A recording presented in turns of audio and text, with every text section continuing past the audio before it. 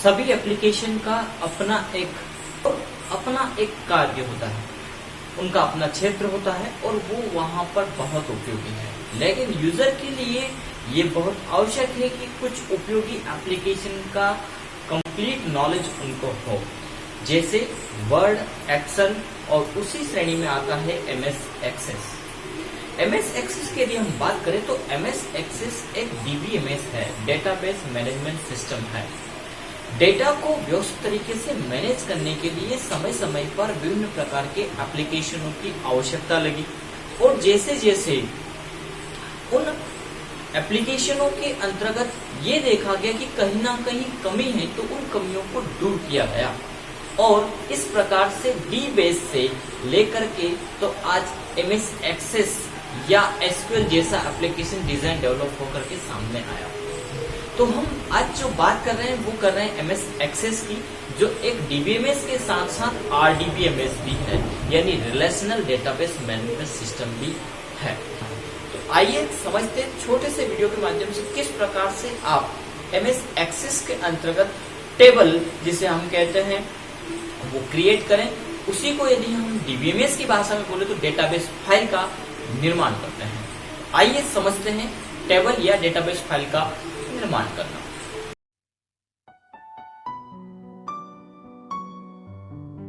इसको ओपन करने के लिए स्टार्ट को क्लिक करिए और यहाँ पर टाइप करना होगा एमएस एक्सेस या एक्सेस। जब आप एक्सेस को टाइप करेंगे तो यहाँ पर रिलेटेड ऑप्शंस आ जाएंगे, उसे आपको क्लिक करना होगा। यहाँ पर जब आप फर्स्ट टाइम एमएस एक्सेस को ओपन करते हैं तो ये मेन स्क्रीन आपको ओपन हुई दिखाई देगी और इसमें ये समझना है कि आपको किस प्रकार से डेटाबेस बनाना है। तो यहाँ पर अभी हम फिलहाल ब्लैंक डेटाबेस को क्लिक करते हैं। हम चाहें तो यहाँ पर कुछ रेडीमेड प्रोग्राम का यूज़ करके भी एक कंप्लीट एप्लीकेशन बना सकते हैं, जैसे हमें स्टूडेंट का या फैकल्टी का या कोई टास्क संबंधित बनाना हो तब। फिलहाल अभी हम यहाँ पर ब्लैंक डेटाबेस को क्लिक करते हैं और यहाँ पर हमें देना होगा डेटाबेस का नाम। तो अभी बाय डिफ़ॉल्ट आ रहा है डेटाबेस फर्स्ट। आप यदि डेटाबेस का नाम और लोकेशन चेंज करना चाहें तो वो कर सकते हैं, अदरवाइज आप इसको क्लिक करें।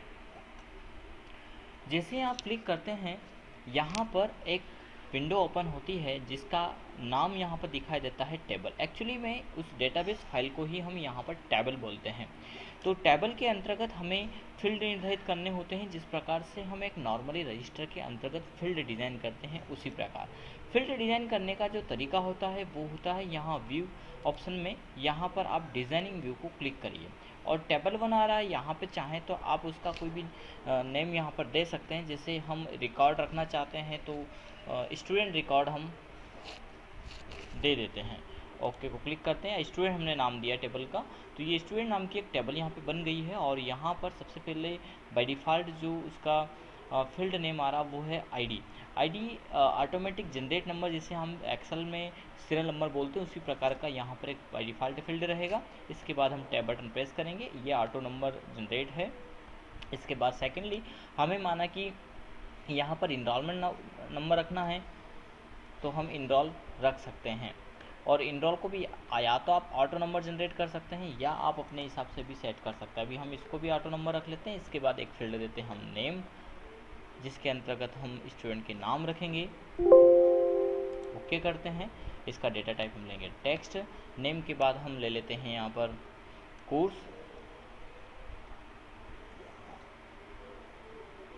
को भी टेक्स्ट लेंगे। कोर्स के बाद हम उसका फीस डिक्लेयर कर देते हैं,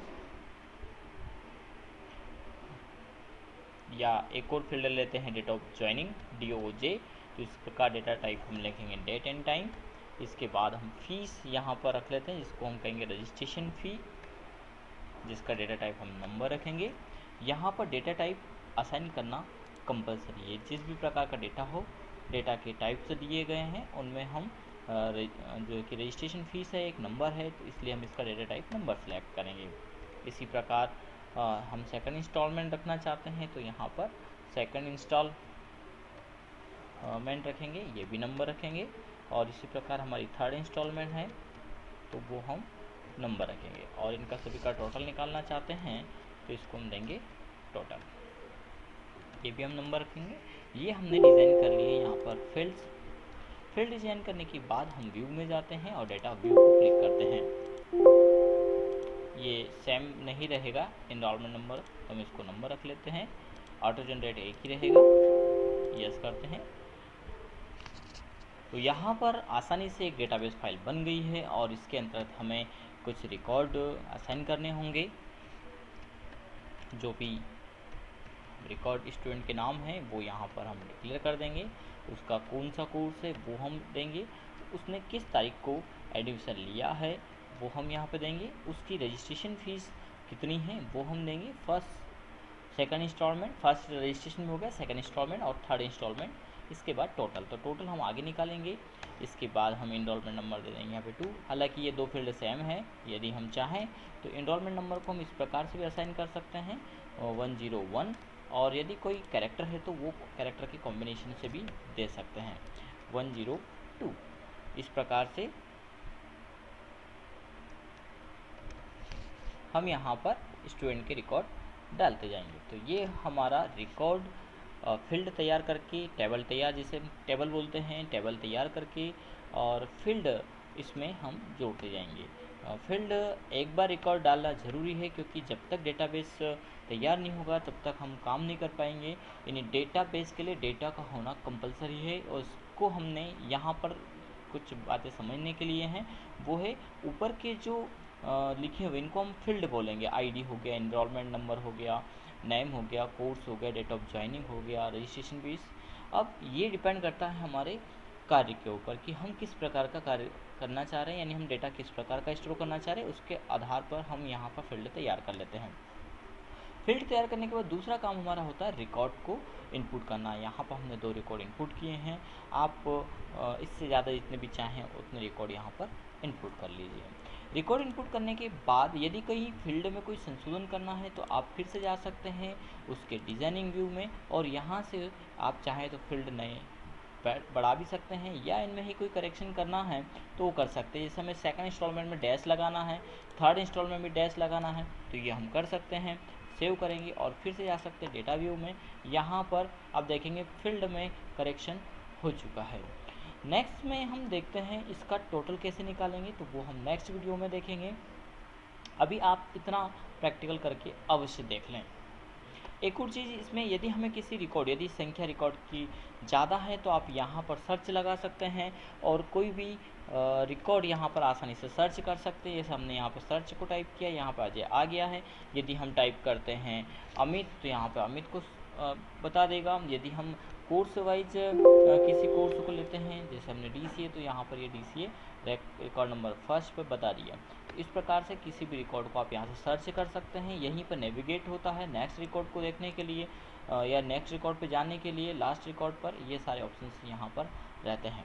तो MS एक्सेस डेटाबेस के लिए बहुत ही अच्छा एप्लीकेशन है। इसको सीखना समझना भी बहुत आसान है और इस पर काम करना भी बहुत आसान है।